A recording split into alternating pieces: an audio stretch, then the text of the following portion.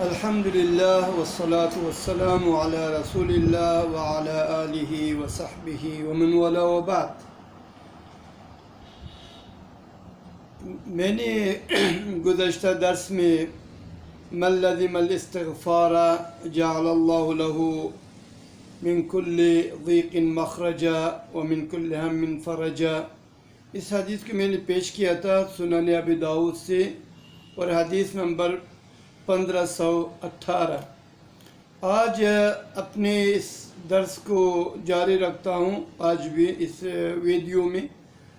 اور نبی صلی اللہ علیہ وسلم نے فرمایا، صحیح بخاری کی حدیث ہے، حدیث 4307،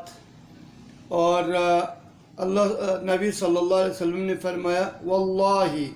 انی لا استغفر اللہ واتوب الیہ فی الیوم اکثر من 70 مرہ۔ فرمایا کہ اللہ کی قسم میں البتہ استغفار طلب کرتا ہوں اور اللہ سبحانہ وتعالیٰ کی طرف توبہ کرتا ہوں اور رجوع کرتا ہوں ہر دن اکثر من 70 مرہ، 70 بار سے بیشتر یا اکثر 70 بار سے۔ اور دوسری روایت میں بھی اسی حدیث کی تائید موجود ہے کہ نبی صلی اللہ علیہ وسلم نے کہا کہ انی لا استغفر اللہ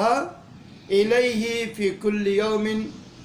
من اکثر من 100 مرہ، 100 بار کا بھی ذکر ہے۔ اور چونکہ ہمارے درس کا متعلق یہ کرونا وائرس جو آج کل ساری دنیا کو اپنے گہرے میں اور اپنے لپیٹ میں لیا ہے، اس کے متعلق تھا کہ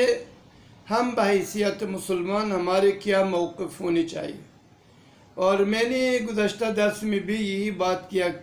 کیا تھا کہ یہ اس کے 2 طریق کے علاج ہیں۔ ایک علاج وہی ہے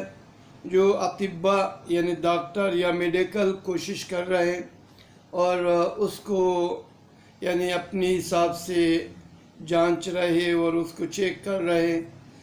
اور علاج بھی کر رہے جتنی ان کی استطاعت میں یا امکان میں ہے۔ دوسری طریقہ علاج ہے اور وہ ہے شریعت کے نقطہ نظر سے۔ شریعت نقطہ نظر سے میں اس میں انشاءاللہ اگلی درس بھی جاری رکھوں گا۔ آج میں صرف ان آیات کو پیش کرتا ہوں اس حدیث کے بعد۔ یہ انبیاء اور صلحاء اور نیک لوگوں کا موقف ہمیشہ مشکل حالات میں اور مشکل وقت میں جب ان کے اوپر آتے، چاہے انڈیویجول یا اجتماعی طور پر، وہ لوگوں کا ایک ہی راستہ تھا کہ وہ الرجوع الی اللہ سبحانہ وتعالی والاستغفار منہ، کہ اللہ سبحانہ وتعالی کی طرف رجوع کرنا اور اس سے استغفار طلب کرنا۔ اور یہ استغفار طلب کرنا انبیاء علیہ السلام کا بھی عادت اور وطیرہ رہا، جیسا کہ آدم علیہ السلام اور حوا علیہ السلام جب جزوی تخطی یا جزوی مخالفت پر انہوں نے جلد از جلد اللہ سبحانہ وتعالیٰ کی طرف رجوع کیا اور اپنی ندامت کو ظاہر کیا اور استغفار طلب کیا، جیسا کہ اللہ سبحانہ وتعالیٰ نے فرمایا،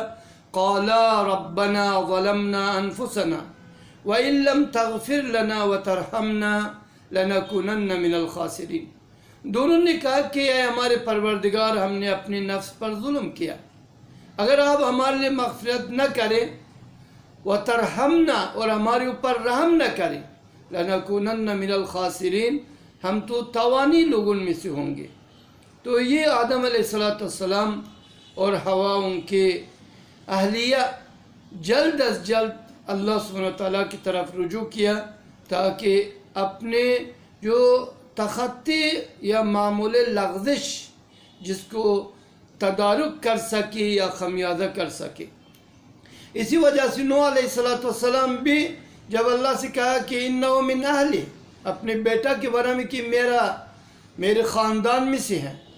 تو اللہ سبحانہ وتعالیٰ نے کہا کہ انہ لیس من اہلک، یہ آپ کے گھر والوں میں سے نہیں ہے، انہ عمل غیر صالح، اس لیے کہ یہ تو کافر ہے اور اس کی جو اعمال ہے یہ اللہ سبحانہ تعالیٰ کی منشا کی موافق نہیں ہے۔ تو نوح علیہ السلام نے احساس کیا کہ میں یہ سوال کر کے غلطی کیا یا ان کے یہ درست نہیں کیا۔ فرمایا نوح علیہ السلام نے ربی انی ظلمت نفسی فاغفر لی، یا اللہ میں نے اپنی نفس پر ظلم کیا، میرے لیے مغفرت کرو۔ اور اللہ سبحانہ تعالیٰ نے کہا کہ فغفر لہ انہ هو الغفور الرحیم، اللہ نے ان کے لیے مغفرت کیا اس لیے کہ اللہ سبحانہ تعالیٰ غفور بھی ہے اور رحیم بھی ہے، مغفرت بھی کرتا ہے اور رحمت بھی نازل کرتا ہے۔ اسی وجہ سے ابراہیم علیہ السلام نے بھی اللہ سے امید کر کے اور ان کی مغفرت کا توقع اور امید کر کے فرمایا والذی اطمع ان یغفر لی خطیئتی یوم الدین، کہا کہ میں قسم ہے اس ذات پر جو میں امید رکھتا ہوں کہ مغفرت کرے میرے لیے میرے خطاؤں کو قیامت کے دن۔ اسی طرح یونس علیہ السلام جب مچھلی کے پیٹ میں چلا گیا تو کافی عرصہ وہاں رہا، جتنے بھی ہو واللہ تعالی عالم اس کی مدت کے بارے میں، تو اس نے وہاں بھی مچھلی کے پیٹ میں بھی کہا لا الہ الا انت سبحانک انی کنت من الظالمین۔ ہونا یہ چاہیے کہ ہم بھی آج کل جو مشکل اور پرابلم میں گرفتار ہے اور پوری دنیا پریشان ہے، چاہے مسلمان ہو چاہے کافر، تو اس سے نجات کے لیے جیسا کہ یونس علیہ السلام مچھلی کی پیٹ میں بند ہے لیکن وہاں کہہ رہے لا الہ الا انت سبحانک انی کنت من الظالمین، یہ یونس علیہ السلام کی دعا کو ہم ورد کریں تاکہ جیسا کہ اللہ سبحانہ تعالیٰ نے ان کو اس مشکل سے نجات دیا، ہمیں بھی اس مشکل سے نجات دے دیں اور یہ مشکل ختم ہو جائے۔ سلیمان علیہ السلام کا بھی یہی موقف تھا اور فرمایا رب اغفر لی وہب لی ملکا لا ينبغی لأحد من بعدی انک انت الوہاب، یا رب اے میرے رب میرے لیے مغفرت کرو اور ایسا ملک مجھے عطا کرو، بادشاہت جو میری بات کسی کے لیے مناسب نہ ہو۔ اسی طرح داؤد علیہ السلام نے بھی جب اللہ نے ان کو امتحان کیا فاستغفر ربہ، اس نے اللہ سے مغفرت طلب کیا، وخر راکعا واناب، اور سجدہ میں گر پڑا اور اللہ کی طرف رجوع کیا۔ اور یہ صالحین اور انبیاء کی شان ہے۔ اور میں آخر میں یہ تو بہت ایک لمبے سلسلہ ہے، میں نمونہ کے طور پر ذکر کیا، اور عمر بن الخطاب رضی اللہ تعالیٰ عنہ کے قول میں ذکر کرتا ہوں۔ فرمایا عمر رضی اللہ تعالیٰ عنہ رسول اللہ صلی اللہ علیہ وسلم سے مطالبہ کیا کہ میرے لیے مغفرت طلب کرو، فیقول یا رسول اللہ، عمر کہتا ہے کہ اللہ کے رسول استغفر لی، میرے لیے مغفرت طلب کرو۔ اور ابو بکر صدیق رضی اللہ تعالیٰ عنہ نے نبی صلی اللہ علیہ وسلم سے کہا کہ مجھے ایک ایسا دعا سکھا دو کہ میں اپنی نماز میں بھی اس کو پڑھوں۔ نبی صلی اللہ علیہ وسلم نے اس کو تعلیم دیا، کہا کہ کہہ دو اللہم انی ظلمت نفسی ظلما کثیرا ولا یغفر الذنوب الا انت فاغفر لی مغفرتا من عندک وارحمنی انک انت الغفور الرحیم، جیسا کہ مشہور اور معروف دعا ہے اور ہم حتیات میں بھی اس کو تشہد میں پڑھتے ہیں۔ اور اسی طرح بہت سارے دعائیں ہیں اس مشکل حالات میں جیسے کہ اللہم انا اعوذ بک من جہد البلاء ودرک الشقاء وسوء القضاء وشماتت الاعداء۔ اسی طرح ہم اس دعا کو بھی پڑھیں اللہم انی اعوذ بک من الہم والحزن والعجز